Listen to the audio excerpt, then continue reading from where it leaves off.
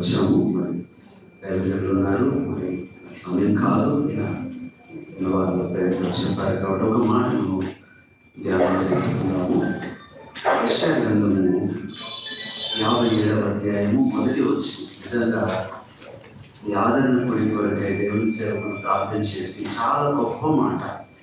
ఇప్పుడు ఆదరణ కొడికలో ఆ మాట కనపడదు, కానీ అవసరమైన గొప్ప మాట అక్కడ ఉంది. ఒకసారి చదువుకున్నాము. యెషయా గ్రంథం 57వ అధ్యాయము మొదటి వచ్చిన చదువుదాము. ఎవరను దానిని మనసున పెట్టరు, భక్తులైన వారు తీసుకొనిపోబడుతున్నారు. కీడు చూడకుండా నీతిమంతులు కొనిపోబడుతున్నారని ఎవరికి తోచదు. అయిపోయింది నా కీడు చూడకుండా నీతిమంతులు కొనిపోబడుతున్నారు. ఈ మధ్యకాలంలో ఒంగోలు దగ్గర ఒక గ్రామంలో 2 దినాలు సువార్త జరిగింది. 2వ దినం నాకు అవకాశం లేకపోవడాన్ని బట్టి మొదటి దినం మేమందరం విజయవాడ నుంచి దాదాపు 40 మంది సేవకులు వెళ్ళాం టీంగా. ఆ 2వ దినం వేరే ఊర్లో ఉంటే మేము వచ్చేసాం. అయితే మా మనసంతా అక్కడే ఉంది. ఎక్కడ అది వింటున్నాను కదా, ఒంగోలు ఉంది. వెళ్ళలేకపోయామే, ఉండలేకపోయాము సువార్తని. 3వ రోజు అక్కడున్న బ్రదర్స్కి ఫోన్ చేశాను. మరి సువార్త ఎలా జరిగిందన్నా, మేము చూడలేకపోయాము, 2వ రోజు బాగా జరిగిందని విన్నాము, చాలా ప్రాంతాలకు వెళ్ళుంటారు అంటే ఆ బ్రదర్ చెప్పారన్నా, మీరు చూడకపోవడం మంచిదైందన్నా అన్నారు. ఏమన్నారు? ఇదేందన్నా సువార్త చూడకపోవడం మంచిదంటే, సువార్త కాదన్నా చాలా జరిగింది అన్నా. అసలు మీరు ఎక్కడున్నారన్నా? ఉందన్నా, హాస్పిటల్లో ఉన్నాము అంటే. ఆ 2వ రోజు ఏం జరిగిందంటే, సువార్త చేసే వాళ్ళందరూ ఏం చేశారు? భయంకరంగా కొట్టారు, హింసించారు. ఇప్పటికీ 2 హాస్పిటల్లో ఉన్నారు. ఆ బ్రదర్ అంటున్నాడు, అన్న దేవుడు నీతో మాట్లాడుతూ వెళ్ళిపోయావా అన్నాడు. ఇంకో బ్రదర్ అన్నాడు, అన్న ఇటు జరిగిందని నీకు ముందే తెలుసా అన్నాడు. నేను అన్నానన్నా, నాకు ఇవన్నీ ఏం తెలియదు, కానీ ఆ ప్రభువే నాకు అనిపించింది. ఆ ఒంగోలు చూడకుండా విజయవాడ రావటమే నాకు ఇంత ధన్యత అయితే, మరి భూలోకంలో చూడకుండా పరలోకం వెళ్ళటం ఇంకెంత ధన్యత. ఆ ధన్యత ఎవరికి దొరికింది? అభిషేక్ బచ్చన్. నిజంగా ఆ మధ్య యూపీఎస్సీ ఎగ్జామ్స్లో ఆ ఇంటర్వ్యూలో ఒక కొత్త క్వశ్చన్స్ అడుగుతున్నారు. ఒక క్వశ్చన్ అడిగారు, can you define what is death అని అడిగినప్పుడు ఎవరు చెప్పలేకపోతున్నారు, అందరూ ఫెయిల్ అయిపోతున్నారు.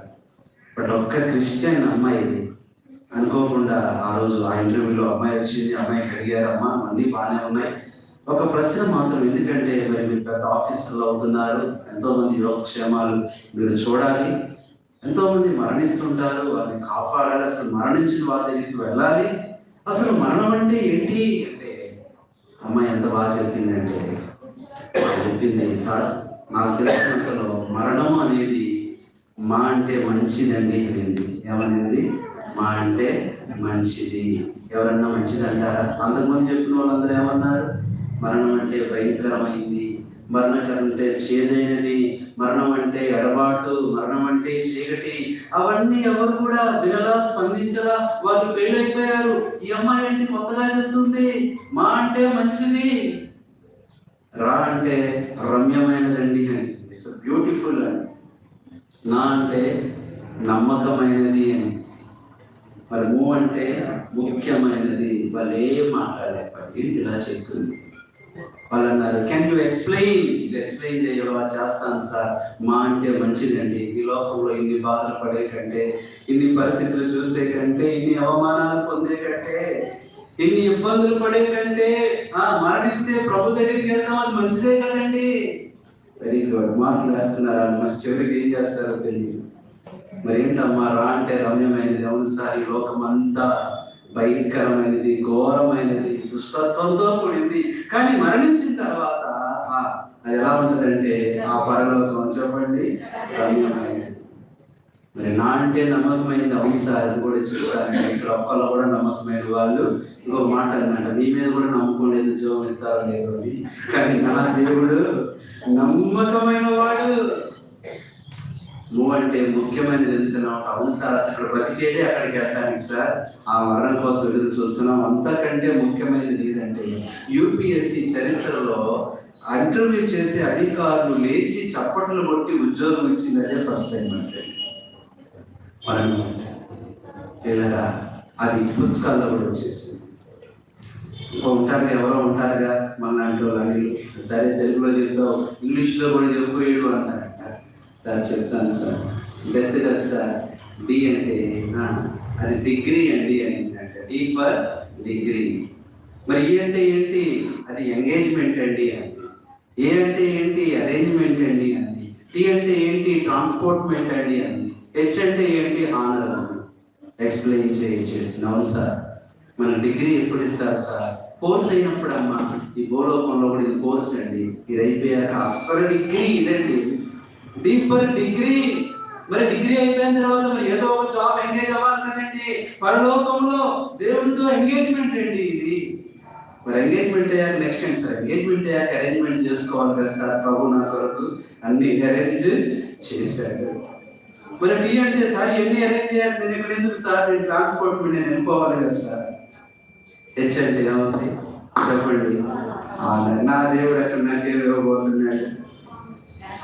కనుక ఇవ్వబోతున్నాడు, కిరీటం ఇవ్వబోతున్నాడు, బహుమానం ఇవ్వబోతున్నాడు, జీతం ఇవ్వబోతున్నాడు. కాబట్టి చీకటిలో నుంచి కనపడడం అయిన జాగ్రత్త. ఇలా ఏంటంటే డెత్ అంటే, అందుకని ఇక్కడ ఒక మాట రాయబడింది ఏంటంటే, ఏమిటంటే ఆ మాట నీతిమంతులు నశించుట చూచి ఎవరునూ దానిని మనసున పెట్టరు. కింద మాట భక్తులైన వారు తీసుకొని పోబడుచున్నారు. అసలు మాట చదవండి. కీడు చూడకుండా చూడకుండా నీతిమంతులు కొనబడబడుచున్నారని. ఏం చూడకుండా? నేను కీడు చూడకుండా. ఈ లోకం నుంచి మనం వెళ్తున్నామంటే అక్కడ చూసేవి చాలా ఉంటాయి, మనకు తెలుసు. అక్కడ ఏం చూస్తాం? పాడబడ ప్రభువును చూస్తాము, మహిమను చూస్తాము, వెలుగును చూస్తాము, దూతలను చూస్తాము, పరిశుద్ధులను చూస్తాము. అసలు బిల్లి గ్రహం గారు అంటారు, పరలోకం వెళ్తే ముందు 2 అద్భుతాలు చూస్తామంట. మొట్టమొదటి అద్భుతం ఏంటంటే, మనం ఎవరు ఉంటారు అనుకుంటామో అది ఉండరంట, కనపడుతుంది. రెండో అద్భుతం, నువ్వు ఉండరనుకున్నా అక్కడే ఉంటారంట. మూడో అద్భుతం అనుకుంటావు, 3 అద్భుతాలు చూస్తావు. కాబట్టి ఇక్కడ కీడు చూడకుండా. రెండో మాట చూస్తే దేవుని వాక్యంలో ఏం చూడకుండా అభిషేక్ స్పర్జన్ వెళ్ళిపోయాడంటే, రెండో మాట చూస్తే ఒక మాట ఉంటుంది 33 యెషయా 15లో, చెడుతనము చూడకుండా. ఈ లోకంలో ఏముంది చెప్పండి? మొట్టమొదట కీడుంది. ఇక ఇది చూడరు వాళ్ళు. ఇక కీడు చేసే వాళ్ళు చూడాల్సిన పని లేదు. మన ఉదయాన్నే లేస్తే కీడు చేసే వాళ్ళని చూడాలండి. నీవులో కాదు, మా విజయవాడలో చెప్తాను. కీడు చేసేవాళ్ళు కీడు చూడకుండా. ఇప్పుడు ఏం చూడకుండా అంట? చెడుతనము చూడకుండా. మూడో మాట అంటాడు 119వ కీర్తన 37వ వచనంలో, చదివించడానికి సమయం లేదు, జస్ట్ రెఫరెన్స్ చెప్తున్నాను. వ్యర్థమైన వాటిని చూడకుండా వెళ్ళిపోతున్నారు. ఇవన్నీ చూడాల్సిన పని లేదు, లోకంలో ఉన్నదంతా వ్యర్థమే. ఇది మూడవది. 4వది 49వ కీర్తన 8వ వచనంలో గొప్ప మాట ఉంటుంది, కుళ్ళు చూడకుండా. చెప్పండి, ఈ లోకంలో అందరూ ఏముంది చెప్పండి? ఏంటంటే అక్కతో మాట్లాడలేదంటే, అక్కడ అంతా నా మీద ఏంటంటే కుళ్ళు అన్న, అంతా కుళ్ళేనన్నా. లేదా నీళ్ళు చాలా బాగుంటుంది, నీట్గా ఉంటుంది అన్న. ఇంట్లో కాదండి, నా హృదయంలో ఏముంది? నా మీద కుళ్ళు అన్న. నా ఆహారం నేను తిన్నా కుళ్ళే, నా బట్టలు నేను వేసుకున్నా కుళ్ళే, నా ఇంట్లో నేనున్నా కుళ్ళే, నా ఉద్యోగం నేను చేసుకున్నా కుళ్ళే. ఈ కుళ్ళు చూడాల్సిన పని అక్కడ కుళ్ళు ఉండదు, అంత ఫ్రెష్. ఇది ఎన్నో చెప్పండి? 5వది మనం చూస్తే ఒక మాట ఉంటుంది, గొప్ప మాట. హబక్కూకు 1:13 ఈ మాట చదవాల్సిందే. 1:13 నీ కనుదృష్టి దుష్టత్వము. గొప్ప దైవజనుడు కేఎం ఐజక్ గారు రాశారు ఒక పాట, నిష్కలంకమైనది. కేఎం ఐజక్ గారు అంటే నాన్నగారు రాసిన పాట. నిష్కలంకమైనది నీ కనుదృష్టి, నీవు చూడలేవుగా. కానీ లోకంలో ఏం చూడకుండా వెళ్తున్నారు వాళ్ళు? ఎక్కడ చూసినా దుష్టత్వమే. రెండవది 6వ మాట చూస్తే ఏం చూడకుండా వాళ్ళు వెళ్తున్నారంటే, మాట చదవండి. ఆ మాట ఎంత బాగుంటుందంటే, సంఖ్యాకాండం 23:21లో ఇశ్రాయేలులో ఏ వంకరతనం చూడలేదండి. ఈ లోకంలో అంతా ఏముంటాయి చెప్పండి? వంకరతనమే. వంకరగా మాట్లాడతారు, వంకరగా నడుస్తారు, వంకరగా ప్రవర్తిస్తారు. ఈ లోకస్తులు అందరూ అంతే. మనం ఎంత మంచిగా ఉంటున్నా వాళ్ళు మంచిగా మనతో ఉండరు. ఏమందండి ఆ అమ్మ ఏమంది? ఈ మధ్య చిన్న సమస్య వచ్చింది. మా ఏమనలేదమ్మా, ఆ భర్త తిడుతున్నాడని కొత్తగా పెళ్ళింది. కోడలు వచ్చి, అత్తయ్య నన్ను బాగా తిడుతున్నాడు అత్తయ్య. అత్తయ్య గారు, అమ్మ పోలేమ్మా, నువ్వే సర్దుకుపోమ్మా అంటే ఏమో బట్టలు సర్దుకుని వెళ్ళిపోతుందండి. సర్దుకుపోమంటే ఏమనుకుంది? సుట్కే సర్దుకోమండి. అమ్మ ఎందుకు వచ్చేసామంటే అత్తయ్య నన్ను సర్దుకుపోమండి మమ్మల్ని అందరి తల్లి చెప్తుంది. నువ్వు సర్దుకుపోమన్నావా? పొమ్మన్నాను కానీ ఆ సర్దుకుపోవడం కాదు, ఏదో నువ్వు సర్దుకుపోమన్నావుగా. అదేదో ఈ మధ్య రాయలసీమలో నుంచి వచ్చింది ఒక అమ్మాయి కోడలు, అమ్మ ఎంత కష్టపడుతున్నావు, కొంచెం జారపడవచ్చుగా అనేసరికి ఆ అమ్మాయి, నన్ను జారిపడమంటావా? అమ్మా నేను జారిపడాలని కోరుకుంటుందమ్మా అత్తయ్య. ఇక్కడ జారపడు అంటే ఏంటి? కృష్ణా జిల్లాలో రెస్ట్ తీసుకోమ్మా అని, కానీ కడప జిల్లాలో అడగాలంట జారపడని తెలియకంట. ఏమనుకున్నావా? నన్ను జారిపడమంటావా? అమ్మా అమ్మాయి నీటి వెళ్ళిపోయిందంట. కానీ ఈరోజు మనసులో ఏముంటుంది చెప్పండి? దుష్టత్వం. చిన్న మాటని దాన్ని నెగిటివ్ గా తీసుకోవడం, చిన్న విషయాన్ని కూడా దాన్ని వ్యతిరేకంగా చూడటం, నిన్ను బాధ పెట్టడం, ఇబ్బంది పెట్టడం, జీవితాంతం నిన్ను టార్చర్ చేయడం, ఇవన్నీ నువ్వు చూడలేవు. అక్కడ ఎవరు చూస్తావు? ఎంతో రాస్తూ వచ్చాడు. పర్లోకి వెళ్ళగానే ఆ ముందు అనుకుంటాడు, ఎవరు చూడాలి ఫస్ట్, ఎవరు చూడాలి, ఎవరు చూడాలి. కొత్త వెళ్ళాడంట, వెళ్ళగానే ఎవరు చూడాలని చూస్తే ఎవరు చూడాలంట, అక్కడ దావీదుని చూశాడంట. దావీదన్నా మీరా భలే ఉన్నారు, ఎవరు చూసుకో సైలెంట్ ఉండు, పక్కన మోసే ఉన్నాడు అన్నాడు.